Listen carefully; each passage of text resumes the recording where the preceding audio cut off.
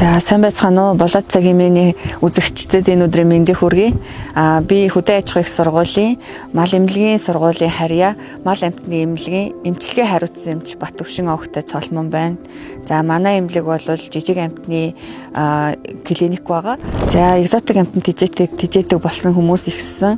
За тэгээд зөвхөн гэрийн тижээвэр гэлтгүй бас сүүлийн үед одоо зэрлэг амтад бас их эрүүл мэндийн үйлчилгээ авдаг болж байгаа. За тэдний нэг нь бол энэ шонхор маань байна. Энэ шувуу маань одоо анх 2024 оны 10 сард зүүн хөлийнхаа шилбэний асаараа ташуу хугаралтай арьсан цоорж маш том хэмжээний шарахтай ирсэн.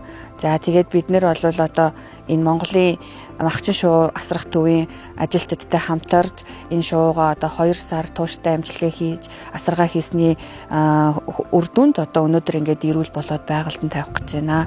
За зэрлэг амьтдыг ер нь эмчилгээ хийх тал дээр маш нарийн судалгаа явагддаг. Одоо яагаад гэвэл энэний амтны төрөл зүйлд нь тохирсон өшөө арчилж байгаа нөхцөл байдалд нь тохирсон бие организмд нь тохирсон ингээд эмчилгээнүүдийг бол хийгддэг байгаа. Энэ нь бол гэрийн тижээр амттаас арай ялгаатай байдаг. Одоо манай эмнэлэг дээр анхны одоо амжилттай гэмтлийг эмчилсэн ийм тохиолдол гарсан. Өнөөдрийн байдлаар энэ үр дүн маань сайн болоод амт маань эрүүл болоод одоо байгальтаа өнөөдөр тавих жагаад маш их баяртай байна. За сайн байцгаана уу? Болоод цагийн миний үзэгчдэд энэ өдрийн мэндийг хүргэе.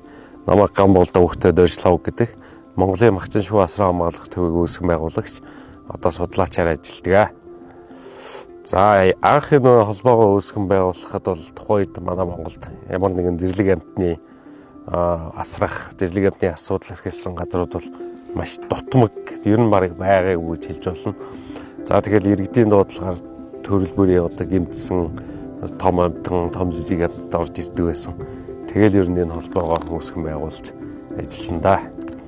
Тэгээ ер нь ажилласан цагаас хойш юм ихтэй ингийн эхэлж байхдаа гэртэл одоо тухайн гэмтсэн мэрцэн амтынхаа бас одоо ялгцтай л зурлалт тэгэл үздэг байлаа. За ер нь бол олон улсын жишгээр бол хөгжилтэй орнууд заавал одоо хот суурин газруудаа ийм зэрлэг амтаа асрах төв.